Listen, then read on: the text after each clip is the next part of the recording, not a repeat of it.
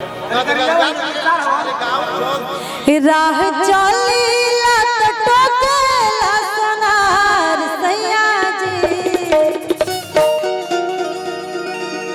राह चलीला त टोकेला सोनार सैया जी।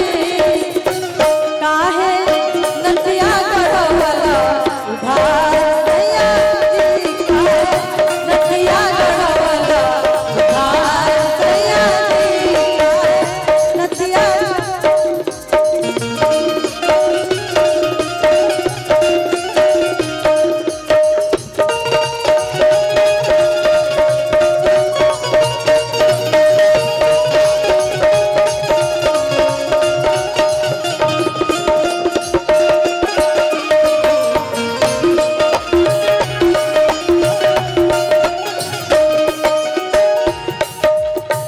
चल धक रहिया चल धक डाली।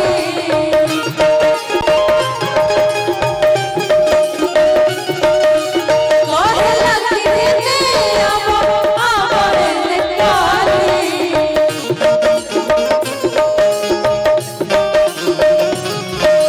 चल धक रहिया चल धक डाली। कहे लगी ने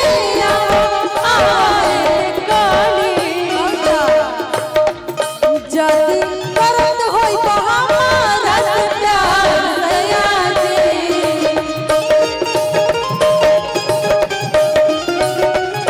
जदी करत होई तो हमारा से प्यार सैया जी। जाके आज बेचता हार सैया जी। जाके आज बेचता हार सैया जी। जाके आज बेचता हार सैया जी। जाके आज बेचता हार सैया जी। बहुत बहुत धन्यवाद भैया।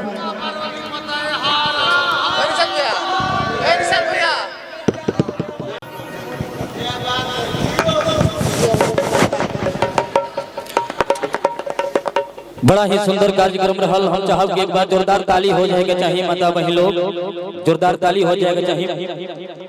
पांडे जी खदेर और व्यवस्थापक भैया से निवेदन बाकी मंच पर कलाकार गण खातिर कलाकार भाई खातिर पानी की व्यवस्था करा दें। मंच पर पानी की व्यवस्था करा दे। अब भैया गर्जियन और फरमाइश तुरंत पूरा कइल जाई। तुरंत निशांत भैया के मंच को आमंत्रित कराओ और हर फरमाइश के पूरा कइल जाई। ऐसे कि एगो शब्द कहल गइल बा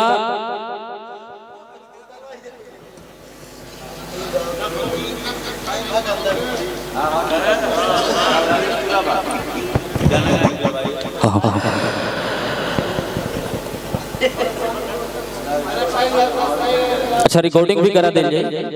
वहाँ का देश बाग काजल कुमारी हैं हम लोग के बीच, बहुत ही सुंदर एक्टर्स काजल कुमारी जी।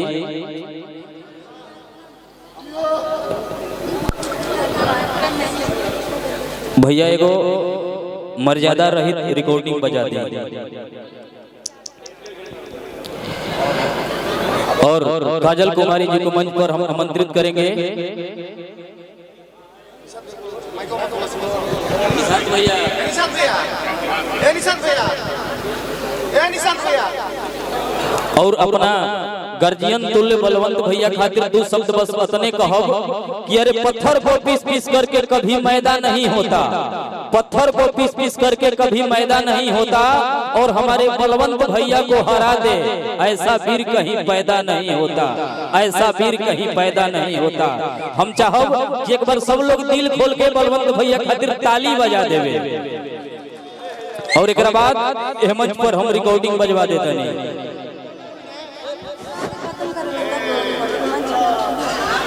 कितना देर हम 4-3 घंटे तो ऐसे खड़े बैठे।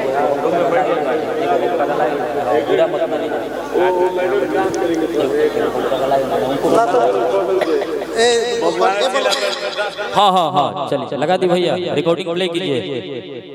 आ जाइए काजल कुमारी जी।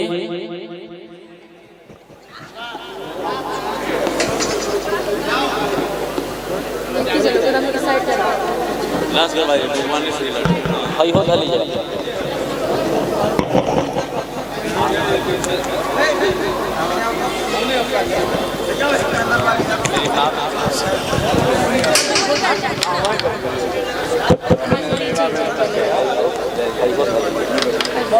अब लेकर उन्हीं साइड में रख दें। हाँ, ऊँचे रख